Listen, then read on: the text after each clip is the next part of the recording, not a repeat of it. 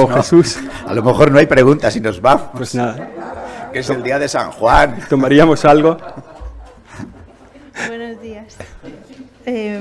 Bueno, yo quería preguntar en primer lugar sobre uno de los temas que han tratado en la reunión, que es esa convocatoria el próximo mes de septiembre, ¿no?, de las oficinas contra los abusos. Precisamente estos últimos días el Alto Comisionado contra la Pobreza Infantil en una entrevista dijo que era insuficiente lo que estaba haciendo, porque él reveló que había sufrido abusos, dijo que era insuficiente lo que estaba haciendo la Iglesia, dijo que pidió más transparencia. También, por otra parte, expertos de la ONU han enviado una carta al Vaticano también pidiendo que la Iglesia no obstaculice, que se tomen más medidas.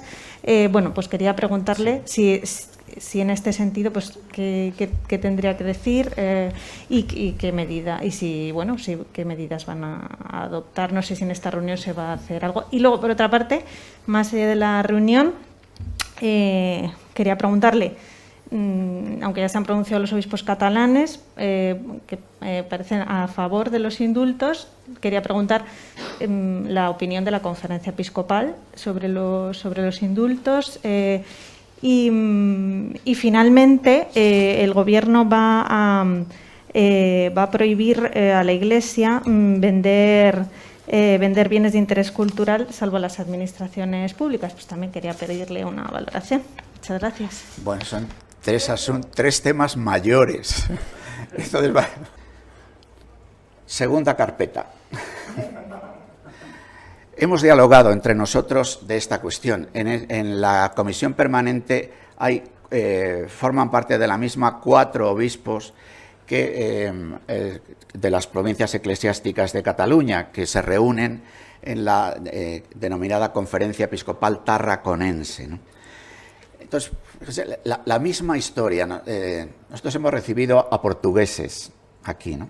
Y nos han recordado que Braga, una diócesis situada en el norte de Portugal, se titula que es la primada de las Españas.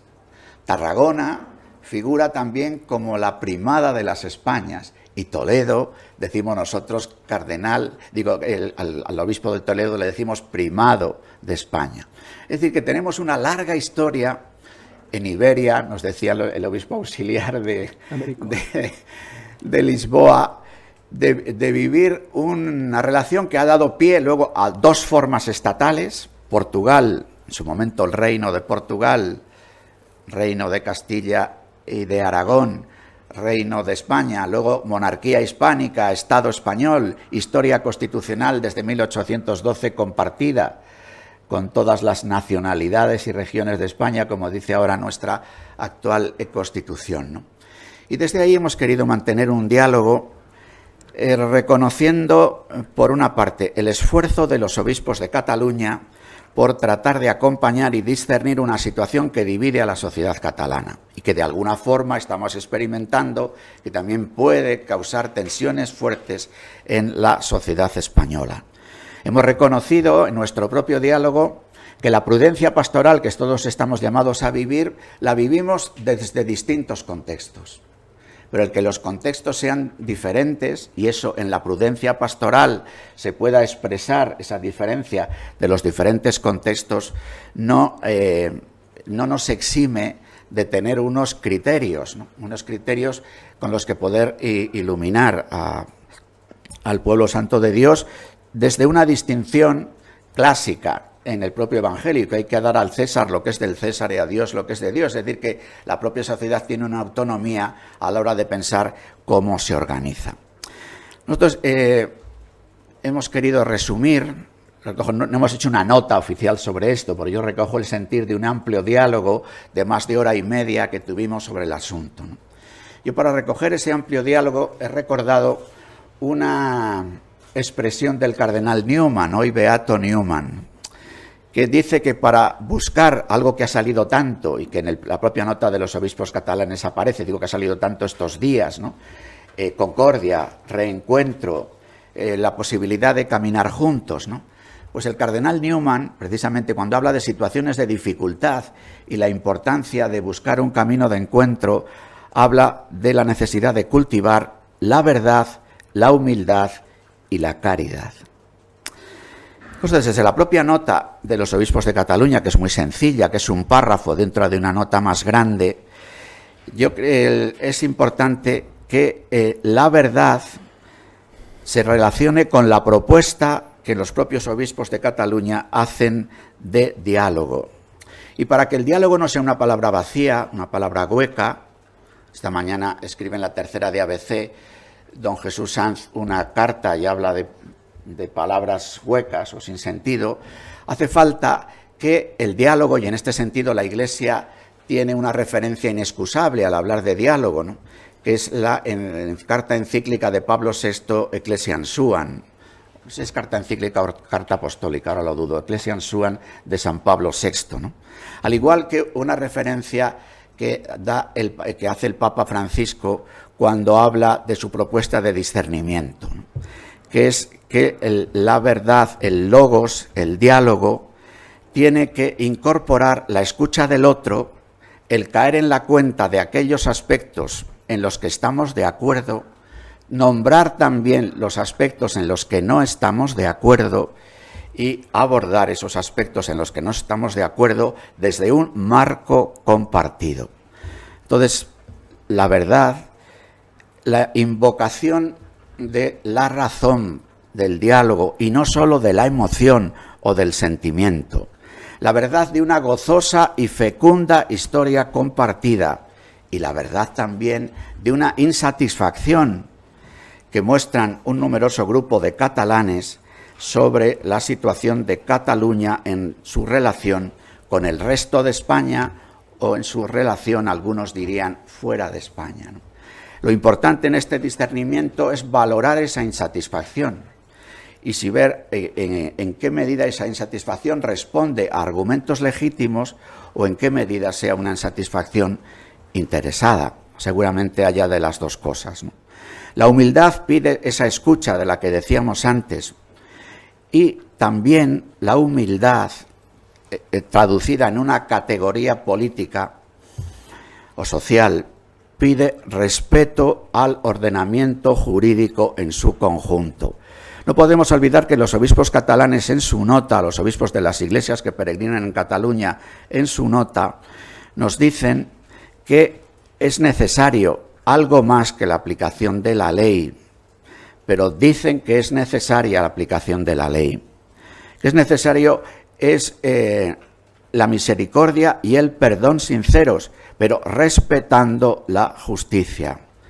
Y en este sentido, este respeto al orden jurídico en su conjunto es una actitud humilde, diría yo con las palabras del cardenal Newman, que hemos de pedirnos todos y que nosotros hemos de solicitar también a los actores políticos en un ejercicio clave de esa humildad, que es el reconocimiento de un ordenamiento jurídico que los propios españoles, incluidos los españoles de Cataluña, nos hemos dado en la propia Constitución y el Estatuto de Autonomía. Porque cuando se juzgaron los acontecimientos ocurridos el 1 de octubre, no hay que olvidar que ocurrieron antes también los acontecimientos de septiembre, en el que las actuaciones dadas por la Generalidad de Cataluña y por el Parlamento de Cataluña, pues también pusieron en cuestión la propia legalidad catalana, el Estatuto de Autonomía y el mismo reglamento del Parlamento de Cataluña. Además de la verdad y de la humildad, precisamos cultivar la caridad. La caridad, ¿qué planteamos nosotros como caridad? Desde luego la justicia de la que hemos hablado, la referencia en este diálogo que es tan necesario en este momento al bien común. Y en la referencia al bien común, ¿cómo no? Hay que pensar también en la situación de los más débiles. Yo creo que este coloquio, este diálogo, respecto de una situación complicada que vive la vida española y que no podemos negar, no puede hacerse olvidando las consecuencias que pueden tener de cualquiera de las decisiones que se tomen a las personas que peor lo pasan en cualquier lugar de la realidad española, de la nación española, en sus diversas nacionalidades y regiones, ¿no? Por eso, es tan importante tener en cuenta la justicia, el bien común, la situación de los pobres. Como el propio Papa Francisco nos dice en Fratelli Tutti, es necesario para este diálogo el cultivar la amistad civil.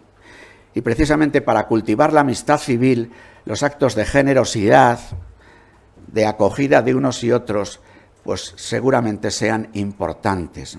Lo que ocurre es que los obispos catalanes también nos dicen en su nota que hay que imaginar una solución satisfactoria que se aleje de actitudes inamovibles que no ayudan a construir armónicamente la sociedad.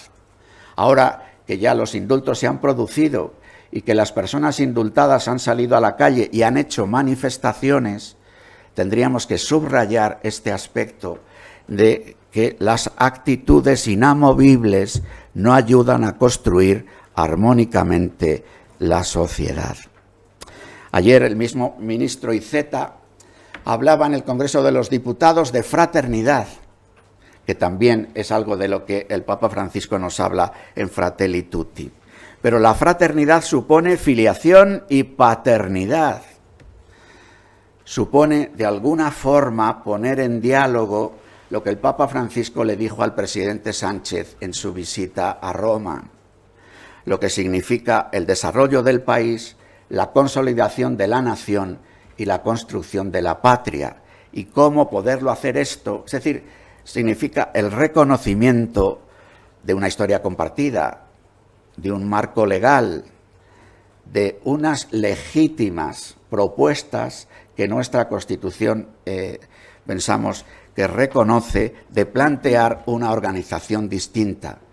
Pero esa organización distinta ha de hacerse respetando los procedimientos y las pautas que la propia Constitución compartida por todos nos ofrece.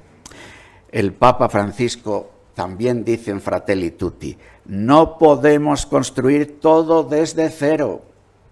En este sentido, queridos amigos, diría yo que se mezcla en la situación española las dificultades propias vividas a lo largo de la historia de España, podríamos decir, del encaje de todas las nacionalidades y regiones, con un momento cultural singular, que es un momento cultural relativista, que es un momento cultural marcado por la emoción, por el sentimiento, que es un momento cultural en el que se subrayan las identidades y se vive una particular cultura de la cancelación, como si lo vivido anteriormente no significase nada.